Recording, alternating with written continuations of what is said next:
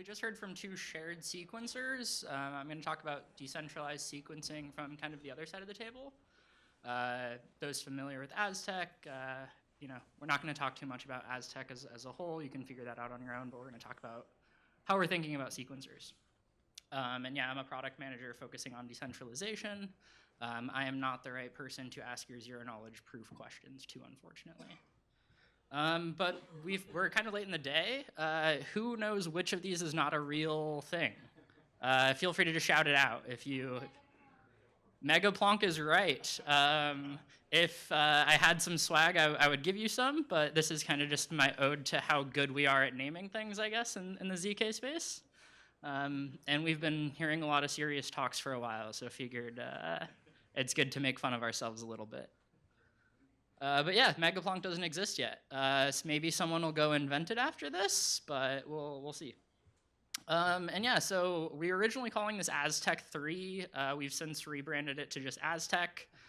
So when we talk about Aztec, we're talking about the rollup as a whole. And if you look in our docs or our code base, it might still say Aztec 3 laying around somewhere. Just to give you guys some context before talking into our sequencer specifically, it's a new Ethereum-based ZK rollup. We have both public and private state, which is unique to us and very interesting. So you can consider that a new kind of MEV challenge. In a block, you could have some transactions that are public and some that are fully private as well. So yeah, that's super interesting. We're building a Rust-based DSL called Noir. It makes it really easy to build ZK apps with. It's proving system agnostic, so it's not just relevant for Aztec. If you're interested in ZK, I highly recommend looking at Noir. We are working right now on our execution environment, so we have a local developer sandbox that's coming soon. I would say in the next, don't quote me on this, month or two. So sometime this summer, we will have a local experience where you can write your own Noir contracts and deploy them to your own machine, just to try to get developer feedback as early as possible in building our execution environment. But yeah, I'm here today to talk about sequencer selection. So we currently have an RFP, a request for proposals, live on discourse.aztec.network. It's live right now. So if you hear this talk and you're like, these guys are stupid, this is a terrible idea, please go tell us on Discourse. We would love that. That's kind of the point of us being here today. And yeah, so I'm not going to talk too much in depth about ZK. I highly recommend getting on our Discourse if you do have questions about that or Noir. We also host office hours every Thursday for people interested in Noir and building ZK applications, but aren't really sure about where to get started or what the tech stack looks like or what to use. So yeah, we'll talk about Aztec. Oh yeah, this is just kind of a high-level overview of how we're thinking about public and private state and why we think it's valuable to build a layer 2 rollup that has both. So these are just some of the use cases, helpful for context if you're looking at this and be like, why would they go so far out of their way to do some of these things? We think that there's a kind of huge unexplored design space by having both of them in the same rollup with composability. So this is high-level goal of what Aztec hopes to enable with the new rollup, and kind of helps frame how we're thinking about these things. And so key questions and considerations for us as we were building our L2, we were thinking about, for those familiar with Aztec Connect, we used to previously have one sequencer. Aztec Connect has been since deprecated. We're no longer putting any resources to it, which is why you can't deposit any more funds. We've committed 100% of our engineering resources to what was called Aztec 3, but it is now just Aztec. And so there's questions that you hear in the kind of base versus sovereign rollup debates, right? Like, do you use L1 versus L2 to coordinate your sequencers? Do you build the marketplace kind of into this design or assume that someone will emerge and do that? Specifically in Aztec's case, how do we optimize for censorship resistance? And then what kind of unique challenges or requirements does something like Aztec have versus other layer 2s? Specifically, we're choosing to optimize for censorship resistance and potentially privacy, with the trade-off in our case being speed. We're not going to be the fastest network out there by any metrics probably. But yeah, so just to talk in depth, we have 3 proposals that are out there so far, mostly from our core team, but we're also working with a variety of people, many in this room, some of which you probably just heard from, to get their proposals as well. But I'm going to talk about the 3 that are kind of out there and being debated right now. I'm going to talk about the high-level trade-offs, kind of design decisions. For more in-depth explanations, these are all on our discourse right now, and for the next 2 to 3 weeks, we would love for you guys to come in and roast them or give us feedback. But the first one is proposer-builder separation with a federated proving network. The idea here is that you have proposers suggest blocks. On the diagram on the left, hopefully you can see it. Each proposal contains a transaction order, a quantity of tokens to be burned, as well as a fee split. And so Aztec has kind of a two-part architecture where you have a sequencer that's responsible for basically getting a rollup produced, and you have provers who are responsible for doing very small zero-knowledge proof computations.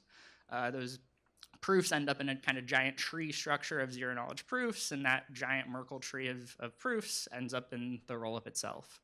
And so this separation of concerns here has a proposer saying, hey, if this is the block that ends up getting put into the rollup, this is how many tokens will burn, and any fees generated or any revenue generated will split this percentage with you.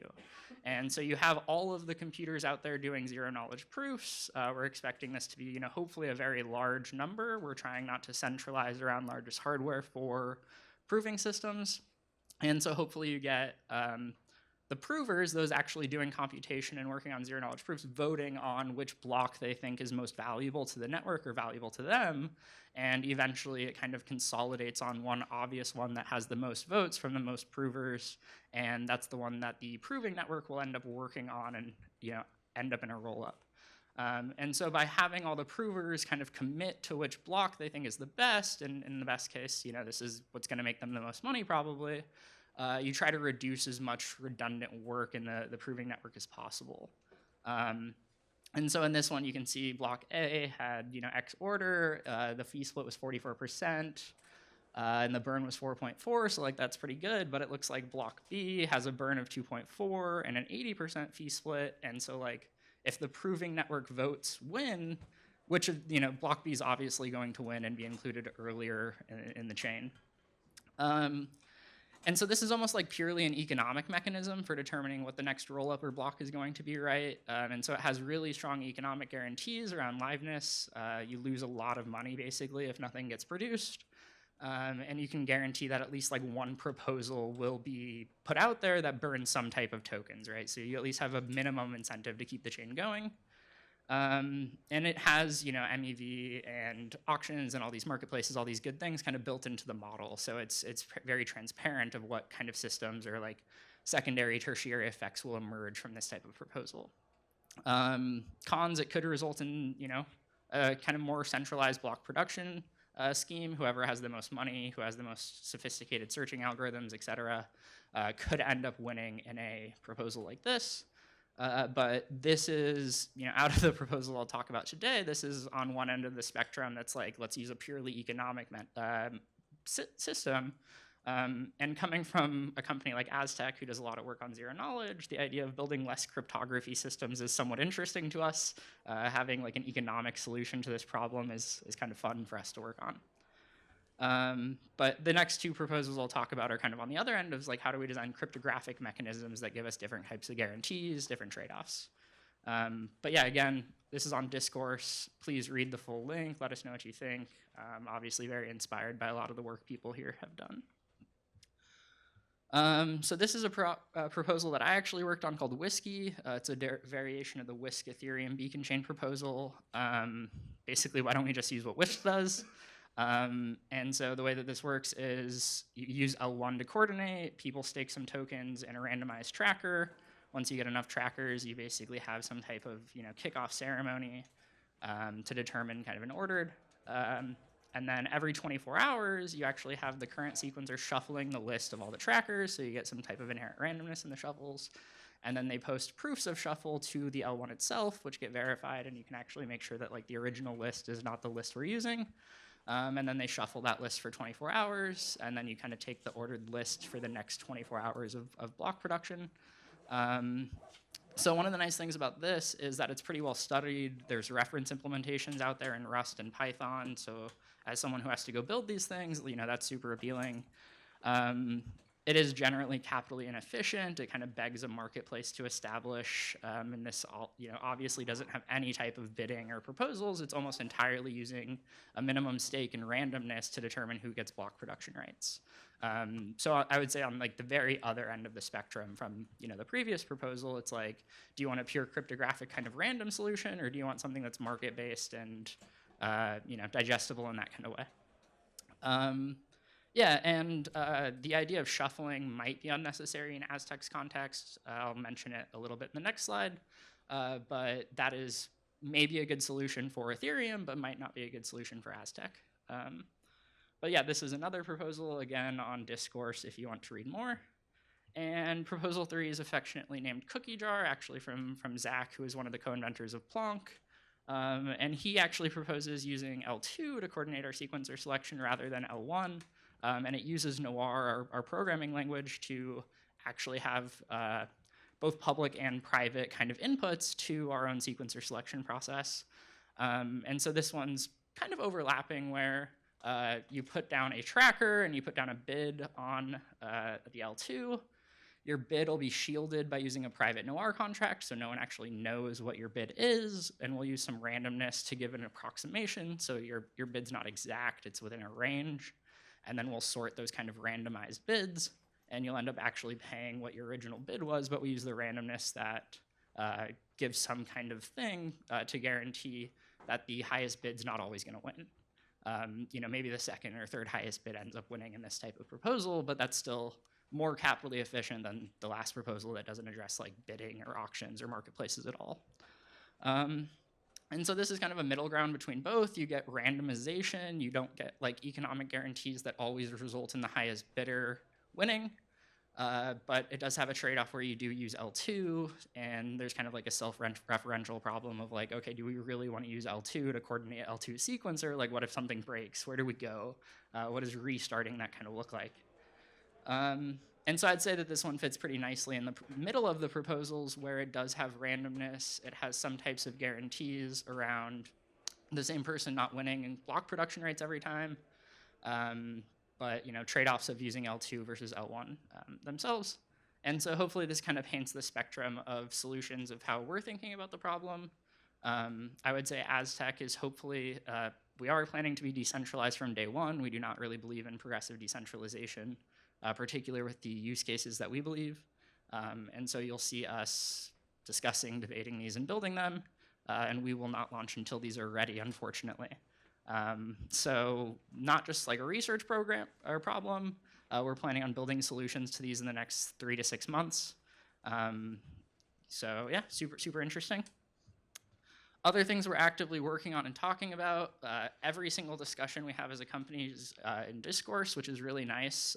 We don't have anything going in on our Slack or making decisions that you guys don't know about. Current conversations, even, these are all just conversations taking a screenshot from the last day. We're talking about fee management, account abstraction, recursive proving systems. How do we actually deal with the public-private virtual machines? Specific like specs around UTXO sets, and then historic state, et cetera. Our current thoughts, like latest as of yesterday, updated information is all in Discourse. So if you're curious about what we're doing, check it out. And then right now we have our sequencer RFP out. We would love your ideas for the next 2 to 3 weeks. After that, we'll worry about upgrading mechanisms and how we fork the L2 potentially. And then after that, how we kind of deal with that federated proving network and proof tree generation. But yeah, so these are what we're working on, and thank you so much for your time.